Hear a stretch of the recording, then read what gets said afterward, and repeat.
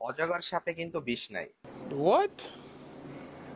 বাংলাদেশে বর্তমানে প্রায় 90 প্রজাতির সাপ আছে, যার 3/2 সাপেই কোনো বিষ নাই। সচরাচর যেসব সাপ দেখা যায়, যেমন দারাস সাপ, দুধরাজ সাপ, পানির সাপ, এগুলোতে কোনো বিষ থাকে না। এই সাপে কামড়ালে সাধারণত একটু অ্যালার্জি দেখা যায়, তবে চিকিৎসার কোনো প্রয়োজন নাই। আর যেসব সাপে বিষ থাকে তার মধ্যে পরিচিত সাপ হচ্ছে রাসেল ভাইপার, শঙ্খিনী, গোখরা সাপ। অনেকে আবার সাপ চিনতে পারেন না যে এটা কোন সাপ, ফলে এটি বিষধর নাকি অবিষধর এটাও জানেন না।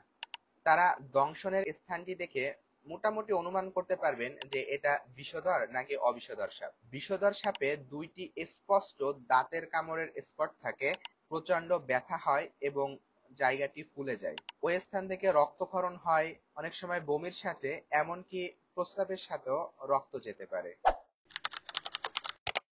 সাপে কাটলে অধিকাংশ লোকেই যে ভুলটা করে থাকে তা হলো জায়গাটি খুব টাইট করে বেঁধে ফেলে।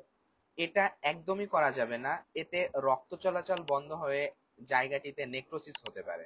যদি বাঁধতেই হয় তাহলে প্রশস্ত একটি কাপড় দিয়ে মাঝারি প্রেসার দিয়ে বাঁধুন।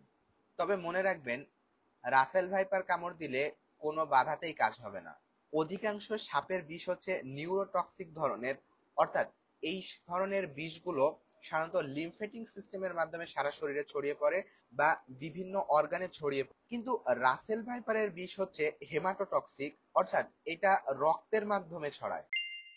কেউ কেউ তো এক গ্রেড বেশি বুঝে কাটা স্থানটি কেটে রক্ত চুষে বিষ বের করতে চায়, যা কখনোই সম্ভব না।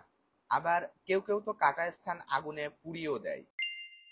আরেকটা ভুল, যেটা গ্রামের দিকে সব থেকে বেশি হয়, তা হচ্ছে তন্ত্রমন্ত্র, তাবিজ কবজ, ঝাড়ফুঁক করা। এতে তো কোনো উপকার নাই, বরং সময়ের সাথে সাথে রোগীর অবস্থা খারাপ থেকে খারাপতর হতে থাকে। তাই এগুলো না করে খুব দ্রুত নিকটস্থ সদর হসপিটালে নিয়ে যান এবং সেখান থেকে ফ্রি অ্যান্টিভেনম নিন।